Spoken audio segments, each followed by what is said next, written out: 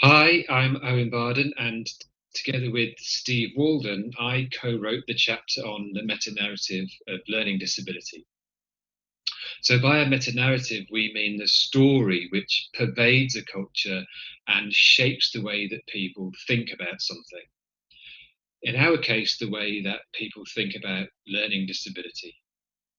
And a quick way to characterize the meta-narrative of learning disability is by saying that people with learning disabilities have consistently, for the last few hundred years at least, been seen as the ultimate outgroup in our society.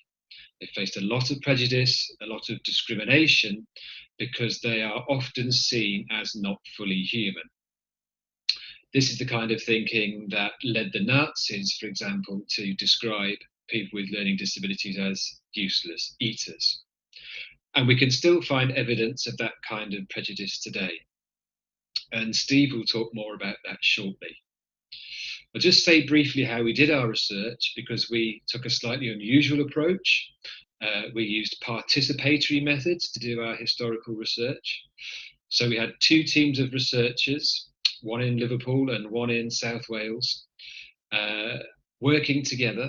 And we had academics and people with learning disabilities and their advocates and families all researching archive material which contained representations of learning disability. So this is medical textbooks from about 130, 140 years ago. And together we analysed the images and text in those books and compared what we found in those books with the lived experience of learning disability today. And that's what Steve is going to talk more about now. So, as Owen has mentioned, we took a historiographic approach.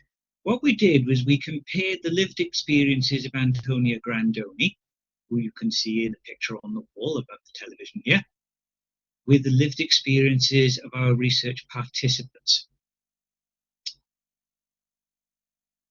What came out of this was there are not insignificant differences between Antonia's experience as a woman with a learning disability in early 19th century Italy and the lived experiences of our current research participants today.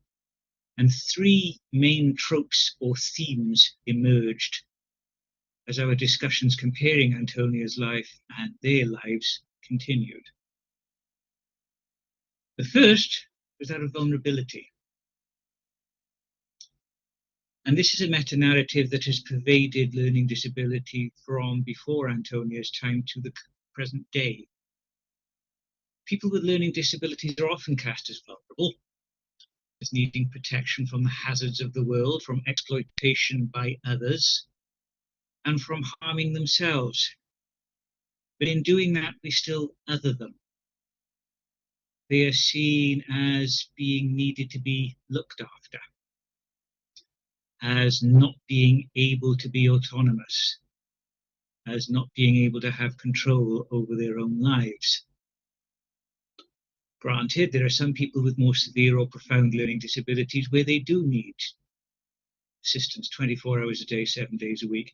But a lot of people with mild learning disabilities very much don't. They're quite capable of being independent, having a good quality of life, and managing their own lives.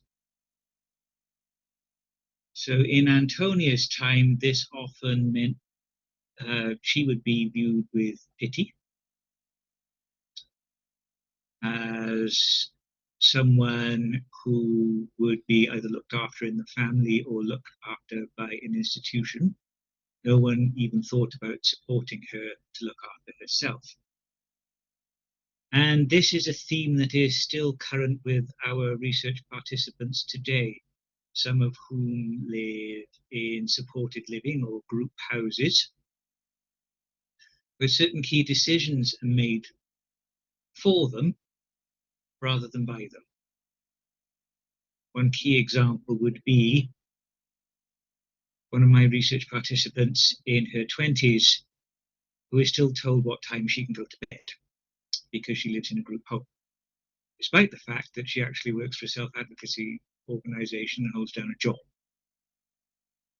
Then the second theme that we came across, and which was particularly pervasive, was that of a feeling of unworthiness.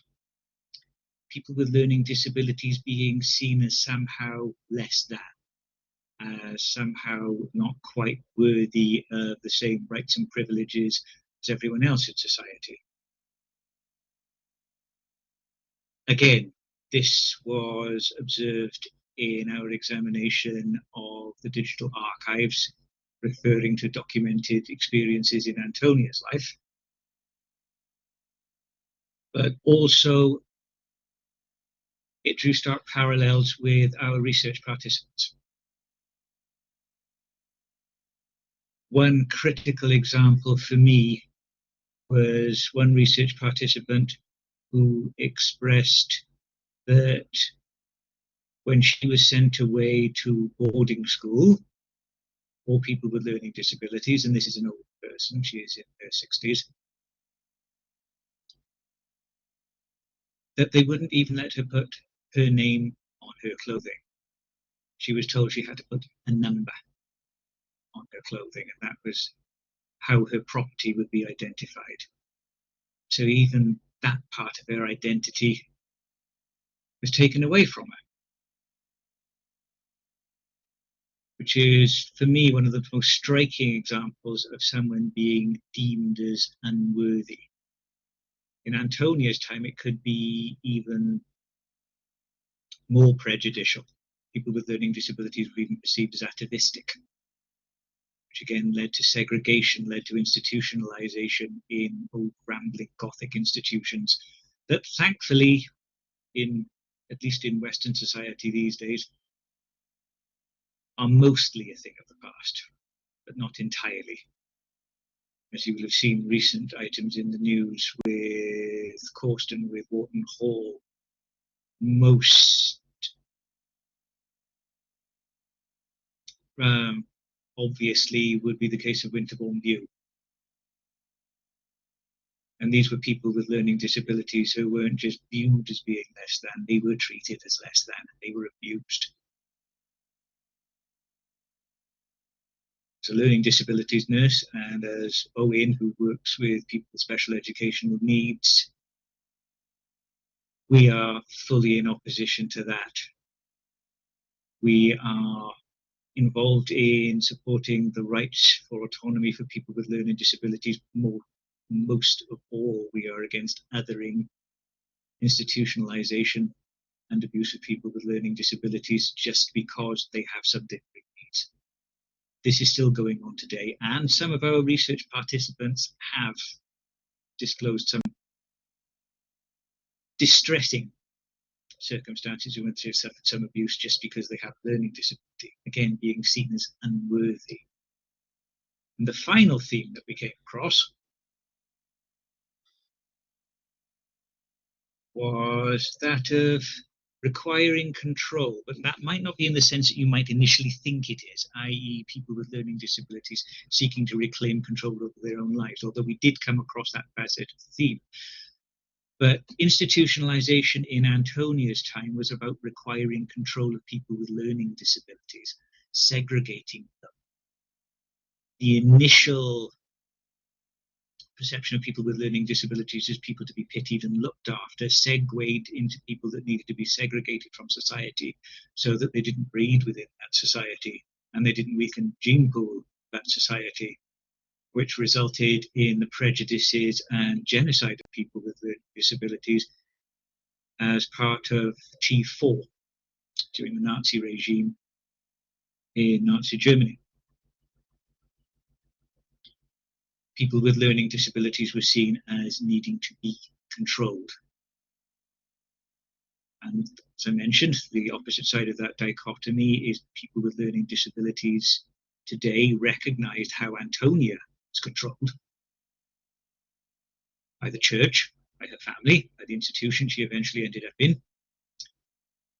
But also there was a salutogenic desire to give Antonia back control if they could have. That was one of, during the impact analysis session that we did, that was something they wanted to do. They could have given her back some control. But that mirrored the fact that a lot of our research participants needed to get back that control in their own lives themselves. Most of them are at a point now where they have a great deal more control than they did. But as I mentioned earlier, there are some who are still, to some extent, being controlled by the accommodation in which they live. So I hope you found this little presentation informative.